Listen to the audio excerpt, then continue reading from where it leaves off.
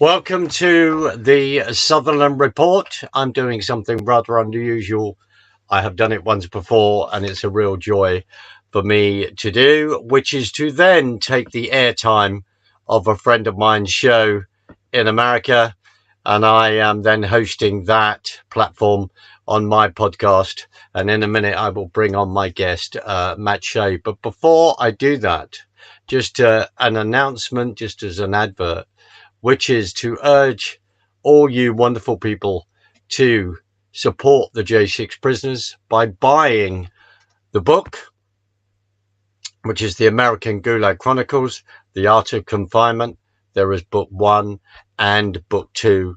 And I kindly ask that you will go on the website on the American Gulag Chronicles and purchase those books. Those books are there to raise money to support the J6 prisoners. I never thought that I would say this, that suddenly we have, sadly, our own gulags in America. And we also have over here in the UK, we have people then locked up for their political views, we could say, and chased down. So please go on to the American Gulag Chronicles, The Art of Confinement, and that is to raise money for the J6 prisoners. I'm going to bring on a dear friend of mine, Matt Shea, and Matt Shea, as pastor of On Fire Ministries, amongst many other talents. And of course, this is his radio hour. Well, Matt, it is great to be on you. This is be on your show too, and doing this back and forth across the Atlantic Ocean. Amazing technology. It is. And Matt, thank you very much indeed for allowing me to do this. And I just want to give also a huge shout out to that very talented Travis, who helps us do all this tech as well. And without these amazing young people, we would not be able to go in the direction that we need to go. But Travis, thank you. And Matt, thank you very much. It's lovely to join you in your hour. Matt, I suppose let's start from the top. A subject that's very, very close to both of our heart, which is watching what's happening in Israel and the developments there. So we could say that in the last 24 hours, just over that the IDF, the Israeli Defense Force, has finally gone into Rafah. And if we start off with our geography lesson, of course, we are talking about Rafah, which is near the Egyptian border, which is the Gaza Strip. And the Israelis have been talking about this for a number of weeks.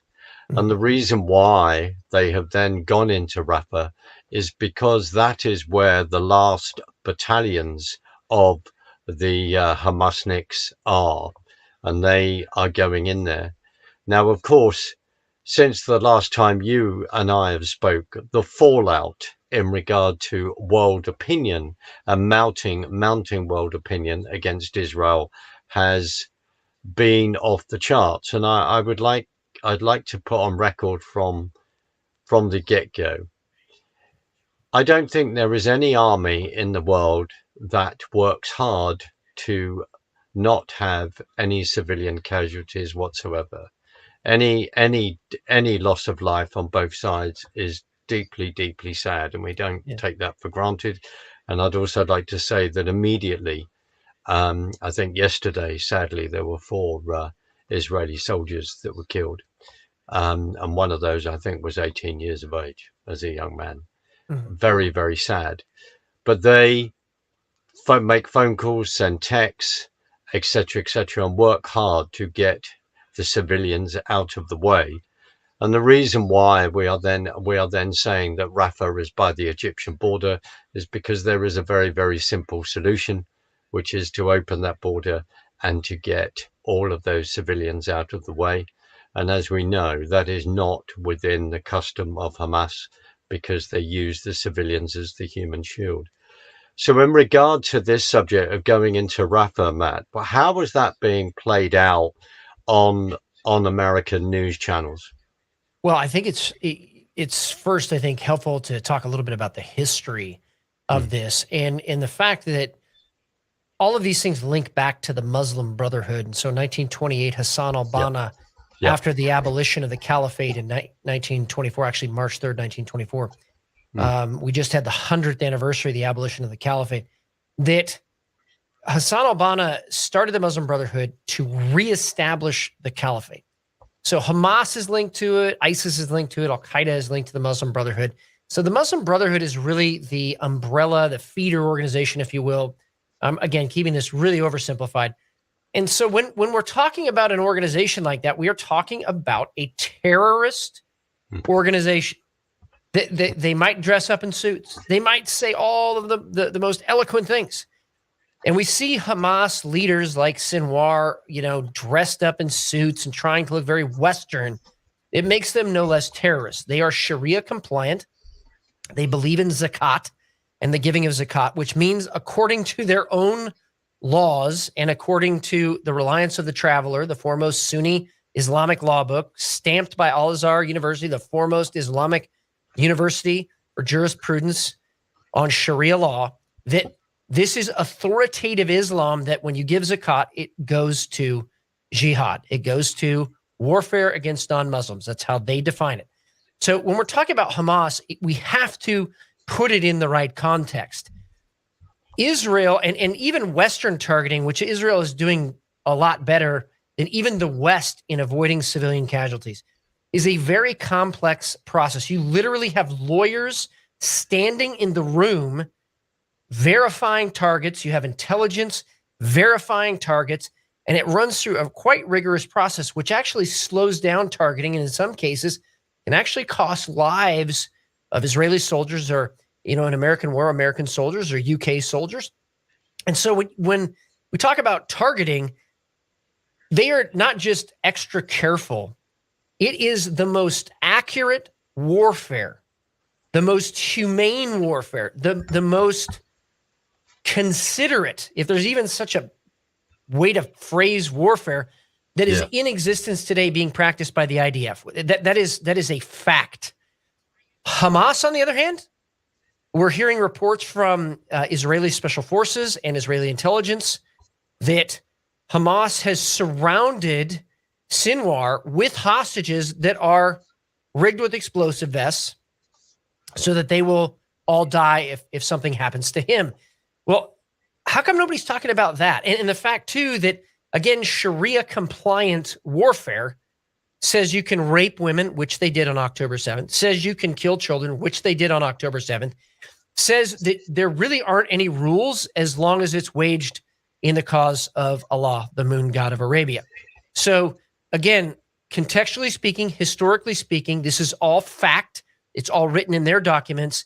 Israel is prosecuting a war, the best that any nation has in modern history, and they're doing it against admitted terrorists whose goal is to take down Israel and the West. So that's the context. No, thank you. And you quite rightly are using the word context in the proper context, where we have seen, sadly, university leaders on your side of the pond who sort of pull that apart. And in regard to that, I believe that today is yesterday, a memorial in regard to there's a march at Auschwitz in Poland, and I've actually been to Auschwitz myself and witnessed that with my own eyes in 1986, and a harrowing experience, something I'll never forget. Yeah. But there were protests of pro-Palestine protests there at a march that is a regular occurrence, because I think as we're speaking, yesterday was Holocaust Memorial Day. And thank you very much for raising the whole thing of this appalling picture of, people have said, 22 hostages.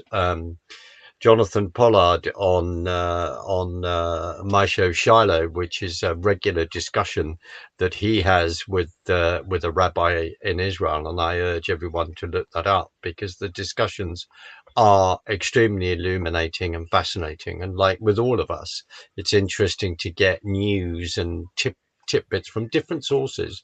And I urge people to go and listen to Caroline Glick. And also the Quad, when the four amazing Israeli ladies get together and have a discussion about what's happening in their country. But this is the seriousness. And also, Jonathan Pollard was talking about the fact that at one point, and I don't know when that was, it must have been recent, that in fact the special forces came face to face with where these hostages were held, as you quite rightly pointed out, Yep. around Sinwar. And thank you so much for saying the Muslim Brotherhood and putting everything in context. And you said a very, very important, powerful thing that is not discussed within the West, is not discussed here, which is to then bring about the caliphate again, to bring that in. And of course, we are, you and I say this, we are then not taught history. We're not reminded of the history. And let's just remember that on October the 7th, 246 hostages were taken. 12 to 1300 Israeli lives were taken. People were murdered on that day in the biggest pogrom since the Second World War. Since pulling out of Gaza in 2005 on a regular basis, once they got geared up, and then those armaments then improved with Iran passing the technology on, is that rockets were regularly firing into Israel constantly. And I think, Matt, we need to remind everyone that at the moment, if they don't know this, and it would have been discussed, I have seen that on American news channels, that in the northern part of Israel, facing then Hezbollah, there are still thousands, a minimum of 80,000 Israelis that have been displaced from that border, that are in hotels, etc., etc. No one is talking about that at all. Matt, we saw the 3 university leaders, rectors, before Congress, trying to wriggle out over a discussion of basically anti-Semitism. We then have, I've forgotten her first name, but the lady Gay, it's then been talked about, of course, all her plagiarism that has gone on for a period of time, and other things have then unfolded. People have resigned. Matt, as we reflect on what's going on over there and what's going on in here and discussing news, Matt, what is playing out in your universities right now? I'm fully aware of what's been happening in New York at that particular university and all the rest. Where are we at with this situation? I've seen the police go in, etc., and in other places. Where are we at? And could you describe who you think is behind all this action? Well, we know, thank you, Politico. I never thought I would really ever say that on the air. But a Politico article actually came out and said that Joe Biden's donors, his major donors, are the ones that are helping to fund this unrest. And in a couple of cases, specifically, organizations tied to terrorism, okay, across the United States. And what we're seeing, I want to just step back for a second again, contextually, is what's called the red-green axis. Yes. You can read about this in Disinformation by General Mihai Pacipa. He was the highest-ranking KGB defector to the United States of America from Romania. He wrote in that book that they had infiltrated 4,000 KGB agents into Islamic organizations by 1969. So we know this is a fact. Yasser Arafat, for example, who was the precursor to Hamas, Yasser Arafat was a KGB agent. Others like Mahmoud Abbas, KGB agent, trained some of these guys at Balashika in the Soviet Union by the KGB to hijack airlines up until 1969. So that's why hijacking started at that time, because they were trained by the Soviets. So what we're really seeing in American universities is the red-green axis playing out. And in fact, the infamous terrorist Carlos the Jackal said that it would only be a coalition of Islamists and Marxists that would destroy the West and destroy Christianity. I mean, that's really what they're talking about. So that's what we're seeing. We're seeing a united front now between the communists and the Marxist professors. I would use the term Marxist-Leninists and the jihadis. That's what we're seeing play out on universities. Now, police have gone into many of these universities and cleared it out, which is very interesting because we actually talked, Mark, about May Day being one of the catalyst days. And sure enough, that was the day a lot of the riots came to fruition and they were put down. Over 110 universities, last count that I saw, had these groups protesting. Now, only 13% of Americans, maybe 14%, actually agree with that cause. So this is unlike 2020, where you had 60 to 70% of Americans that were favorable to Black Lives Matter. And now I think being burned once in COVID, burned twice in that, have figured out that we probably shouldn't be supporting these things anymore. So you see a very low percentage of Americans supporting this, and it's probably why the optics got so bad that they had to put these things down and remove them from the college campuses. However, I believe this is going to move off the college campuses and is going to play out with terrorist attacks inside the United States and more terrorist attacks inside the United Kingdom, unfortunately, here in the next 8 months. I think that this is a key window of time, and we're going to see these things that are not lone wolves. There's no such thing. They're not lone wolf attacks. These are jihadis who are just following authoritative Islam, and they are going into places that are the most vulnerable. And we've seen just recently just a spate of attacks in churches, just in Pittsburgh last week, where a pastor had a gun pointed at him and it misfired. Thank you, God. And he survived it. So this is what I see in the next 8 months, and what really I think is the quickest way to summarize what's happening on the college campuses. In regard to that incident in Pittsburgh, was that then a jihadi attack? Excuse my ignorance. No one knows right now. Right. But the fact is that the media narrative out there right now has been so virulently anti-Christian that, of course, you're going to have attacks on Christian churches, and we're seeing that violent incidents at Christian churches exponentially increase over the last 5 years. And it has also increased north of the border in Canada as well, Matt, as well. I mean, people don't seem to be picking that up as much as they should do. What are your thoughts on that? They don't. And, church security teams out there, of course, there was a piece of legislation that would have effectively outlawed church security teams or significantly diminished them. It was introduced in Congress. So you got to kind of ask yourself, why is this all happening at one time? And I think it is to make Christian churches a primary target of the riots, the civil unrest that is beginning to unfold here in the United States, and I think beyond. So who are they saying is, when you say he's Biden's biggest donors, without getting yourself into a legal situation which you're more than capable of defending yourself against, what are we talking about? Who are we talking about? Well, you're talking about organizations funded by George Soros, Bill Gates, according to this Politico article. And there's more there. But the fact of the matter is, let's just call this the elite. This is the deep state. What I think people don't understand is that many billionaires are actually communist in their ideology.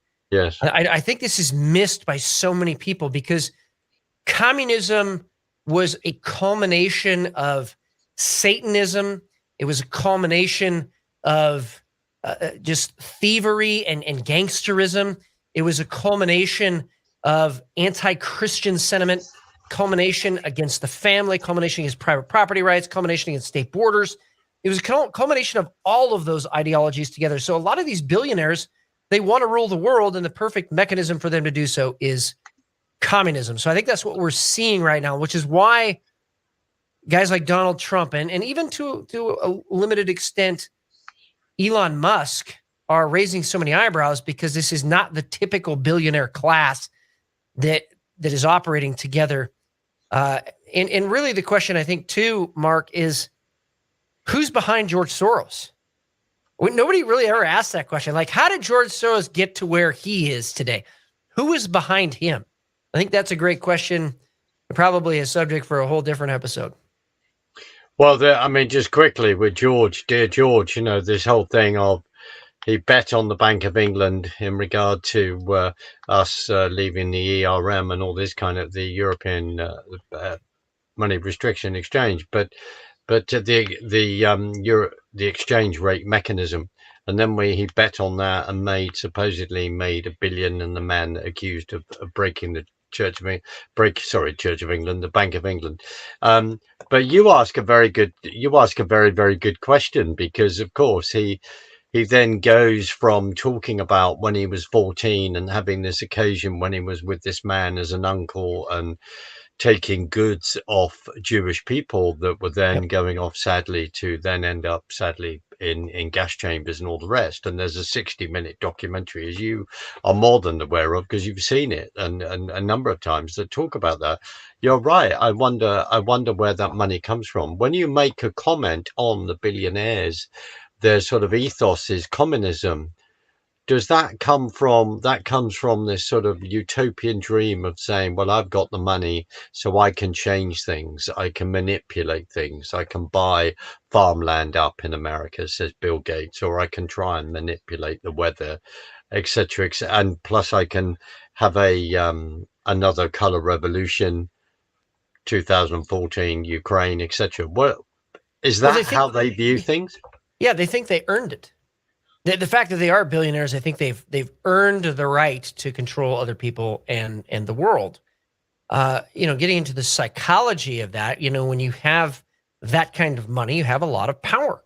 And Mm, so that power, if it's not under the covering of a Christian moral system, a Judeo-Christian moral system, then of course it's going to be untethered and it will be used for all kinds of selfish gain.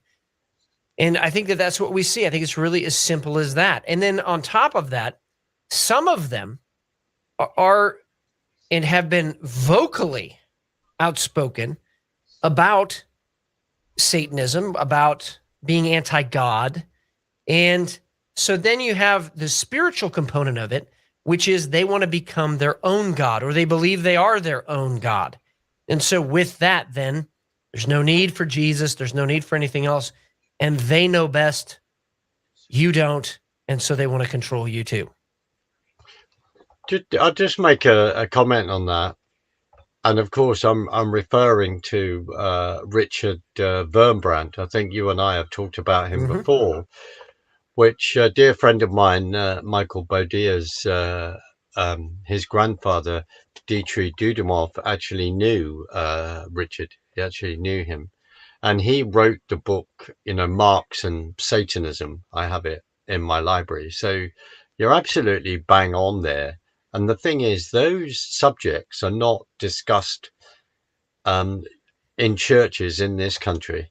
You will tackle those, but they are not discussed here. It's not there is no understanding of that, and no understanding where that all comes from. Because if we then look at Karl Marx, my own understanding of his upbringing, and it is a Jewish heritage, is that he was then surrounded by rabbis on both sides and all the rest, and then sadly has gone down this extremely dark road, that by writing, Marxism and all the rest, that we are then fighting, and then turning his back completely on his heritage. And before I get accused of like Channel 4 defending George Soros, you can see where the mantle, you're absolutely right, you could see where the batons have been passed on, can't you, where Yeah. in regard to that. And the other thing that is not taught,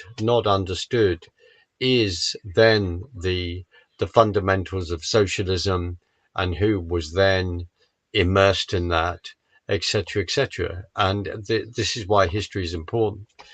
Matt, coming back to the universities, how have we got to a situation? I mean, I'm reflecting on America in 1968, the same over here, what was Mm-hmm. happening in Paris, the whole thing of free love, Vietnam War, sticking flowers into people's rifle butts in America, etc. All these sort of famous pictures.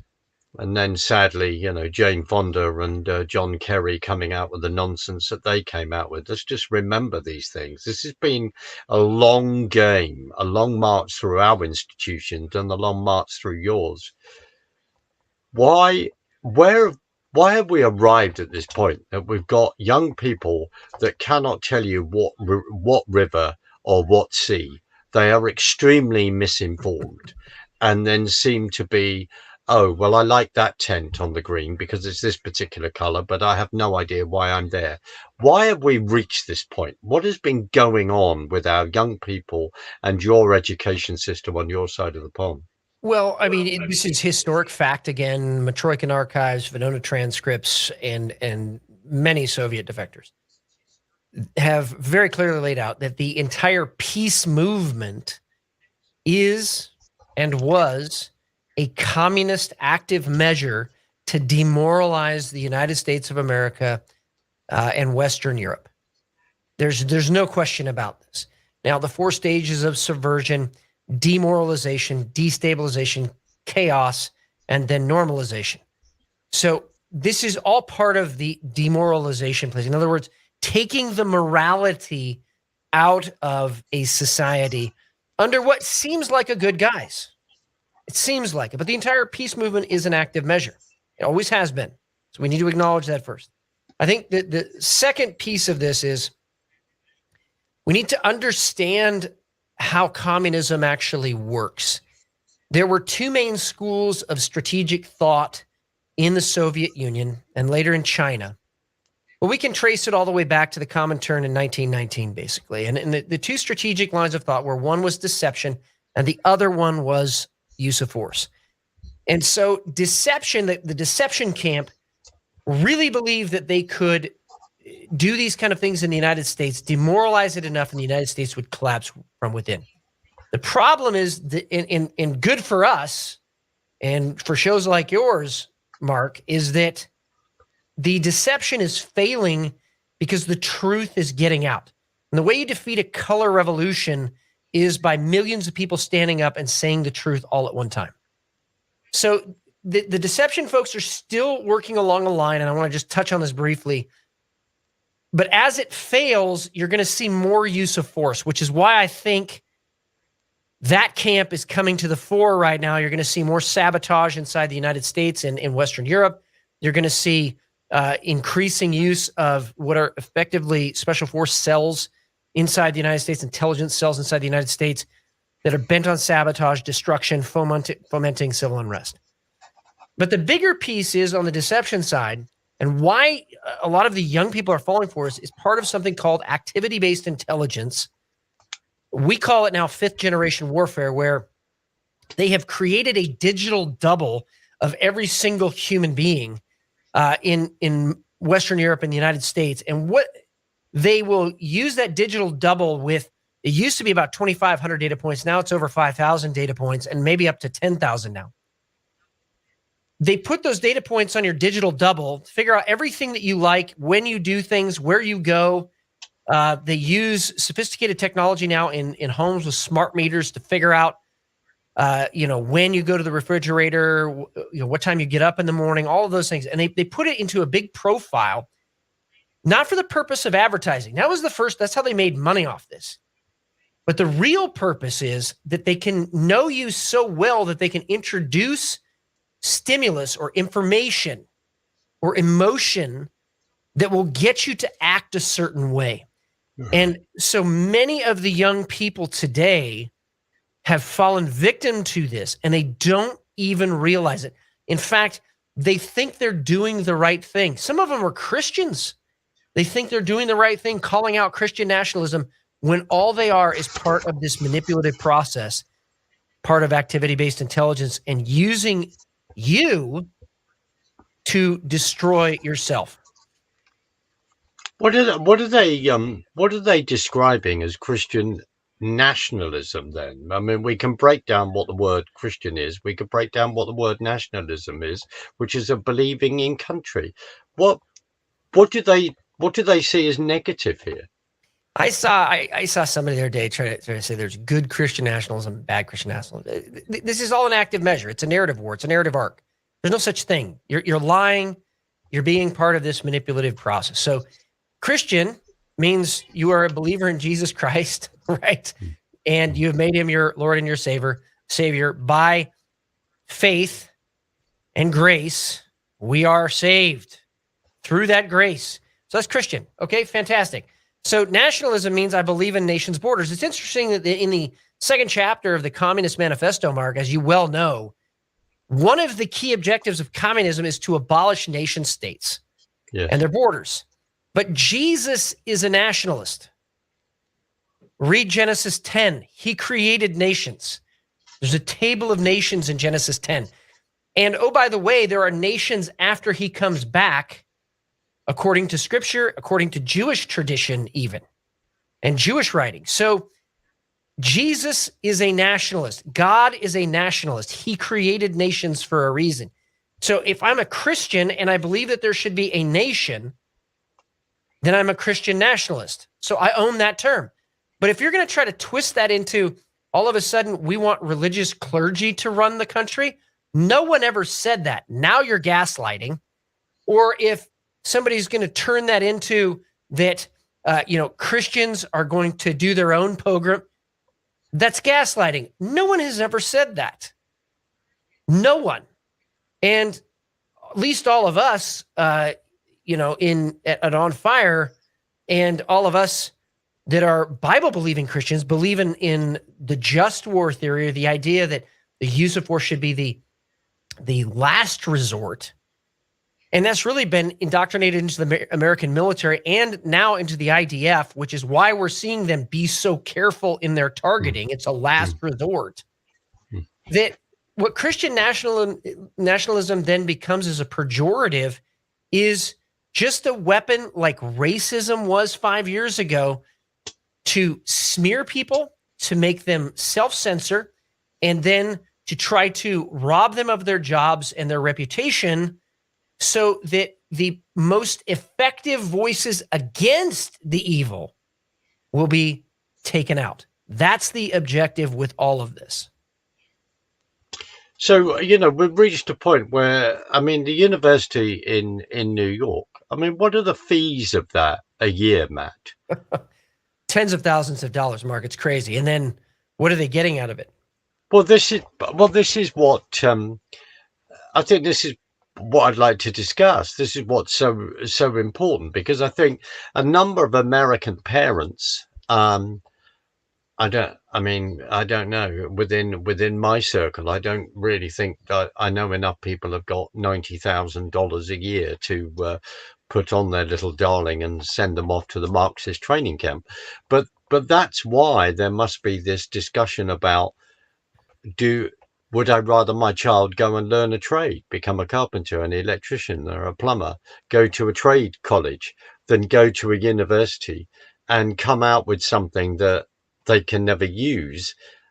What discussion do you think is going on within the parents of America in regard to this kind of subject? Well, I'm going to occupy a pastoral space here for a second. The scripture is very clear about a threefold process, and that is discipleship, supposed to make disciples of all nations. Yeah. And then mentorship, we're supposed to have the teaching component and people guiding us through our walk. And then we have the apprenticeship component. And I think apprenticeship is where I want to land here, that we have lost that in Western civilization, that idea of apprenticeship, that I will walk with my father, walk with my mother into the profession, into the calling that they had, okay, and have. And so I think that loss of apprenticeship should be the main conversation, that we actually don't need to go to four-year university anymore for the vast majority of people. There are some professions that would require extended education, no question about that. But the vast majority of people don't need to go to college. College is a scam. What they can do instead is go to a trade school and apprentice. And this actually, I'm going to speak for, this goes for lawyers. Washington State actually is one of the rare places that has an apprenticeship program for becoming a lawyer, where you don't have to go to law school to become a lawyer. You do still have to take the bar exam, at least for now. And I think we need to get back to that. So even in a more complex profession, do we actually need to go to college, or could that be 2 years instead of 4? Or could we actually have real education in our high school system, in the public schools, and or just do away with public schools altogether and have just private schools and homeschooling like it was back in the day? and have apprenticeship again. So that's kind of how I think that the discussion should go. But to answer the question directly, parents right now are saying, what am I doing? I'm losing my children, sending them to these places. Yes. They're pulling their kids out of public school in droves here in America. And I believe we're going to see that happen in the universities as well. And finally, thank you and good riddance. Yes, because I mean, places like Harvard, for argument's sake, Penn State, but take Harvard, they have got a heck of a lot of dollars in the bank, haven't they? I mean, they would turn around and say, well, if Sure. loads and loads of people poured out, it's not going to affect us. But we have seen some huge alumni backers have said, no, I'm not having, I am Jewish. I'm not having this anti-Semitism. I am pulling my money out. So that must be from a PR point of view, affecting things. That is affecting the narrative. And then when we've seen professors, haven't we? I mean, we have that over here. We've seen professors who are goading, who are leading their students in this as well. And I've been, excuse my naivety, ladies and gentlemen, on both sides of the pond, I have been absolutely shocked that you could go to a university and you could do a course in, political activism that may actually lead into this. I mean, It's a recruiting ground. Yeah, it is a total and utter recruiting ground. How have we come to this point as well, where so you're actually sending your little darling off to university for $90,000 a year to go and end up training to be a Marxist communist and to completely take over the country? How have we arrived at this point? So the Marxist-Leninists, and I'm using a very specific term to identify kind of the core of the communists. So the Marxist-Leninists understood, and not just Lenin, but Stalin particularly understood generations. He understood that there needed to be infiltration generationally. So you saw the rise of Antifa in the 1930s in Germany. You see the rise of the Frankfurt School in Germany before Hitler really took over. And that Frankfurt School then came to America and Herbert Marcuse, and we could go down that whole trail. But the suffice to say that many of these college professors at Columbia, Harvard, they're really disciples. They're second generation, maybe even third generation disciples of the Frankfurt School, which was bent on infiltrating not just the universities, but doing what Antonio Gramsci said, infiltrate the universities, the media, and infiltrate, and they don't say this very often, but the churches, and specifically the Catholic Church and the Southern Baptist Convention. And so we're seeing, I think, the third order effects of the Frankfurt School at these universities. Again, communist indoctrination with the intent of taking down and destroying the West. So some of these Jewish donors that are pulling back as alumni, they're understanding that where they put their money really maybe isn't as liberal as they thought. And I hope you understand what I'm saying when I say that, like true liberal thinking. And I also think they're beginning to understand that what they're funding is not just anti-Semitism. It's really anti-civilization. Yes. Because it's going to affect all of us. Yes. What? Just to comment on Gramsci, and you can say yay or no. Isn't his dealings related to your transport secretary? Who's your transport secretary? Pete. Buttigieg. Yeah, yes. Young Pete. Now, didn't young Pete's dad actually know Gramsci? Didn't he? Yeah, there is a direct connection. And then, of course, you have Saul Alinsky laid over the whole top of that as far as the activism piece is concerned. But yeah, in just talking ideologically, Antonio Gramsci wrote for the Italian newspaper Avanti, which means forward. That's why you see forward as a lot of their mottos, not just of the Communist Party USA, but it was the motto of Barack Obama. That's why you see that it comes from that newspaper. So Antonio Gramsci was then thrown in prison because he got crossways with Benito Mussolini, who was the chief editor of that same paper. So Benito Mussolini was a socialist. So fascism is on the left. That was its origins. And so then what happened is they essentially tried to export all of this stuff to America. This is a very oversimplified version. And so, yes, ideologically, we're only 1 or 2 generations removed from this idea of Fabian or creeping or incremental socialism. Did you just use the word Fabian at that point? I did. Fabius Because Maximus. that's another important, very important definition, because people are then looking at a violent revolution, whereas you've just described this sort of total infiltration, Fabian then revolution, without then having the violence, and that before people know it, the whole thing's taken over, which is how I feel on this side of the pond, at the moment.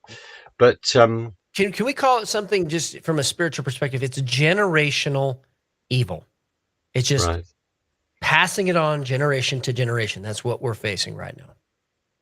So when we see that in America that people have been taking down the American flag, the Star Spangled Banner, and then putting up Palestinian flags on American universities, I'm not making that up, am I? I'm not joking there. This is what's been going. Yeah, it got worse than that. I mean, they draped the Palestinian flag over George Washington, desecrated his statue.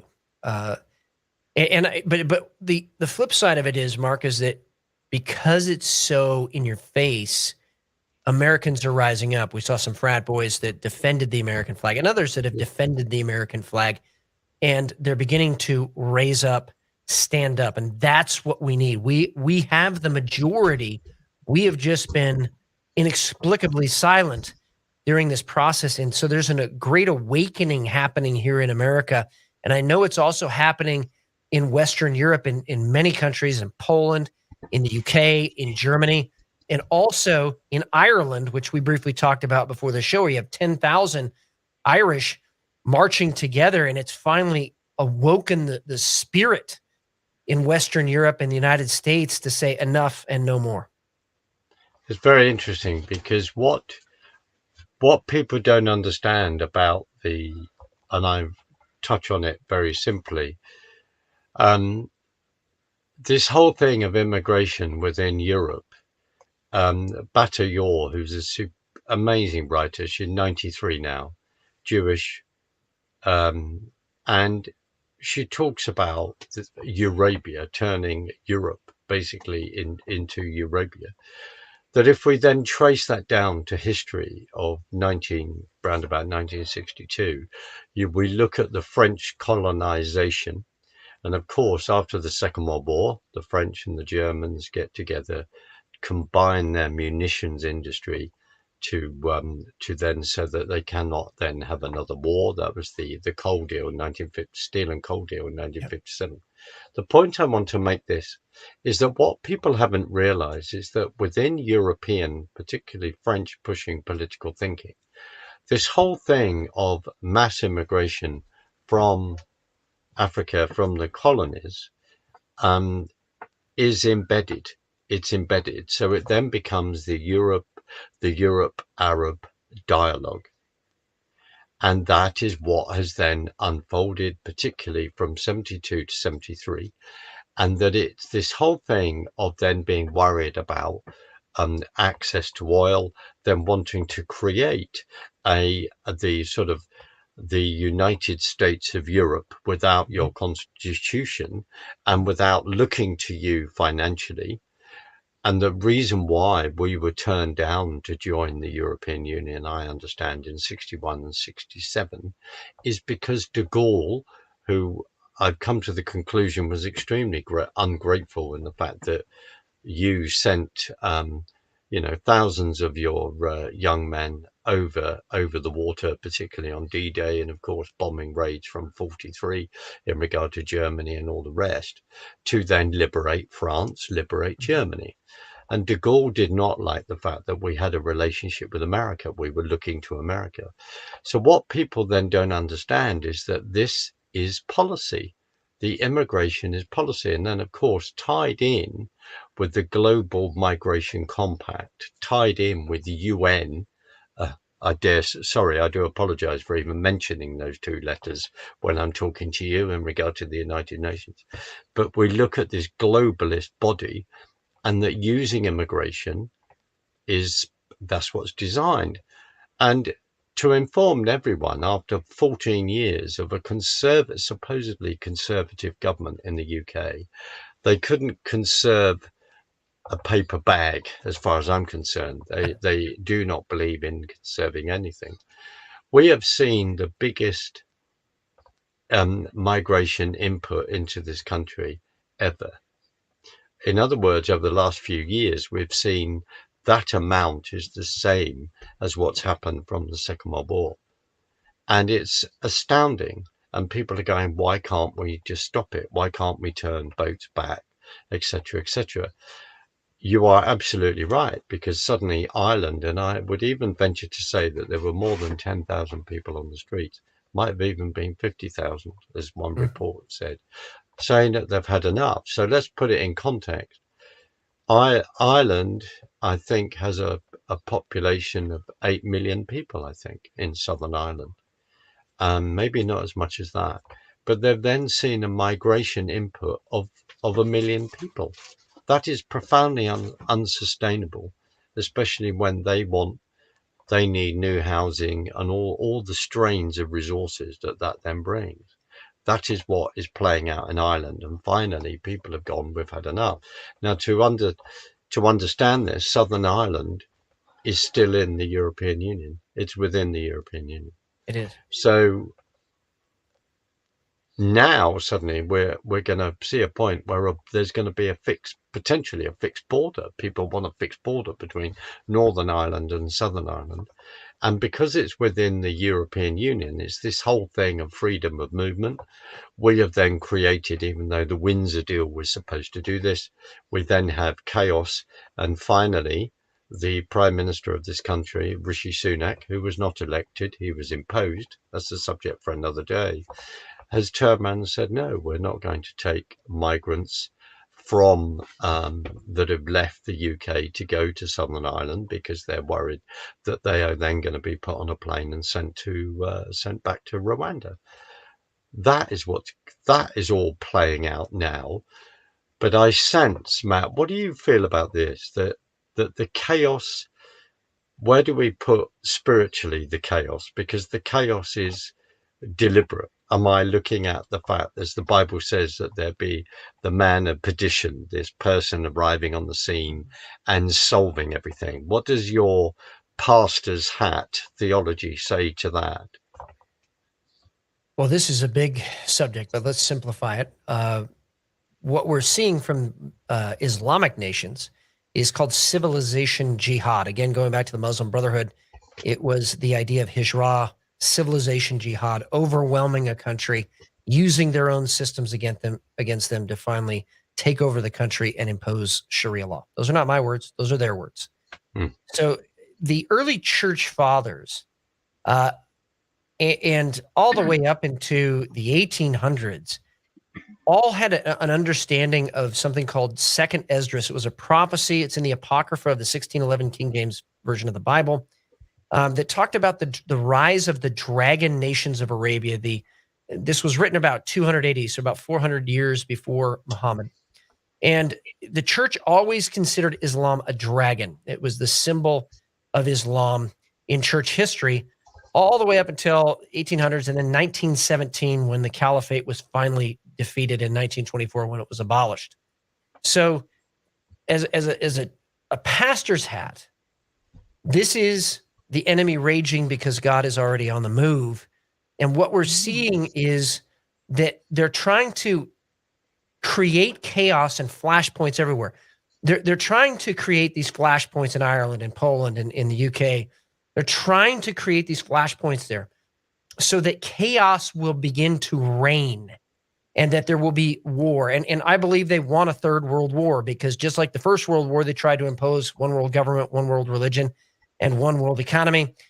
It didn't work. Well, they had a Second World War, and then they tried to impose one world religion, one world economy, and one world government. And that didn't really work fully. So they want to have a third world war so they can impose it with finality. And so the reason for all this chaos is to make everybody so unmoored and so fearful that they're actually going to want one world government, one world religion, and one world economy. That's the psychology behind it. And then the answer is obviously the truth, returning to the fundamental principles that have made Western civilization great. And that's why it's the right thing to do, because that's what's being attacked constantly, are those things that made America great, made the UK great. And that is family, private property, national borders, and the Christian religion. So how do we get, and you said it's happening, which is very, very good news, but how do we get more people to turn off the NFL, the baseball games, and get off their couches in America and wake up to what is going on and wake up to history? Because I am deeply concerned about what's going on the southern border, because I have dear friends in Texas and then a lot of dear friends in America. So because many of these immigrants are flown all over the country and then flown all over the country under the cover of darkness, or they're flown into the country under the cover of darkness, etc., and then released, which sounds a horrible way to describe a human being, but that's the truth. Because you've talked about the pending potential attacks because of the fact that your border is porous. And I know we're underlining, and you and I we've talked about this before, and I think this is really, really important in many ways, until we're blue in the face. And this is where the cultural difference is, because life, liberty, and the pursuit of happiness, what the Constitution stands for, etc., that is not a debate that is happening on this side of the pond, because I would say that we are so down the socialist road, it's frightening. So how do we encourage more and more people to, I mean, as you say, these frat boys were inspiring by defending the American flag. How do we urge more and more Americans to engage? Because I am desperately trying to do that as much as I can. Sorry, it's a long-winded question. How do we do that? I think it's shows like this. I think it's consistency. But there's an emotion that we don't talk about very often. And I think that emotion is authenticity. I think it's the most powerful emotion. That wherever we can have authenticity, people are drawn to that. And authenticity comes from our testimonies as Christians, comes from our experiences and sharing those things generationally. And so I think sharing those things, and especially what we call the Abraham generation, sharing their experiences and their lessons with the Isaac generation and the Jacob generation, and then the Joseph generation, right? I think it's so important. We need to start talking again around the dinner table, or around the campfire, or over the barbecue, or whatever. We need to start talking again, having those interactions again, instead of having our interactions solely through a phone or a computer screen. I think, though, it's a combination of a couple things. I think it's that's the simple way. And then the hard way is the pain level is going to be ratcheted up to such a point where people are going to have to wake up and get off the couch and do something. So I think it's a combination, to be honest with you.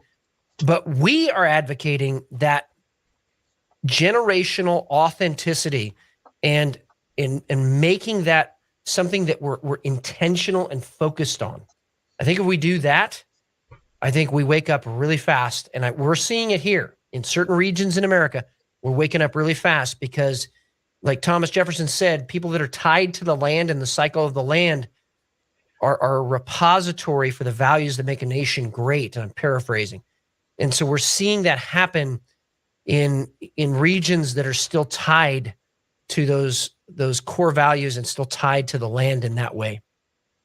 Could you give me an example of areas in America that are waking up? Could you Absolutely. give me an example? Texas, Oklahoma, the Appalachian Mountains, what we call here affectionately the American Redoubt, which is, it's a geographical place.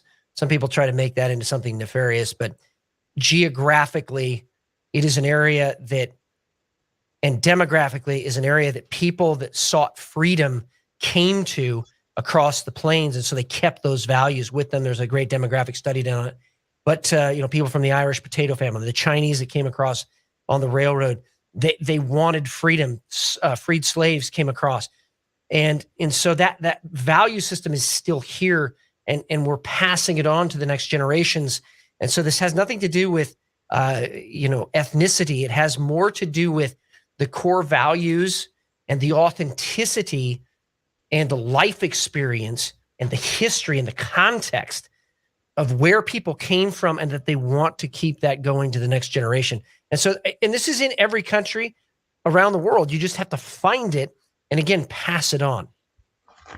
No, well, thank you, Matt. We're in, unless I've got my timing wrong, I think we're into the last minute before I'm going to play us out. But I think in all my conversations with you, which I deeply, profoundly enjoy and are extremely stimulated by, I want to urge you to write a book, or maybe a number of us need to write and contribute to the same book, because you've basically laid out a history lesson, and I think that is fundamentally important. Now, I'm just keeping an eye on my clock, because that's really, really important, because as we're then finish the segment on this particular channel, and I will play us out. Matt, I just want to thank you so much for doing this. I thank you so much for your history and your knowledge, and for actually having the privilege of being able to sit down and do this. So thank you very much for joining me. It's much appreciated. I'm gonna play us out. Speak to you soon.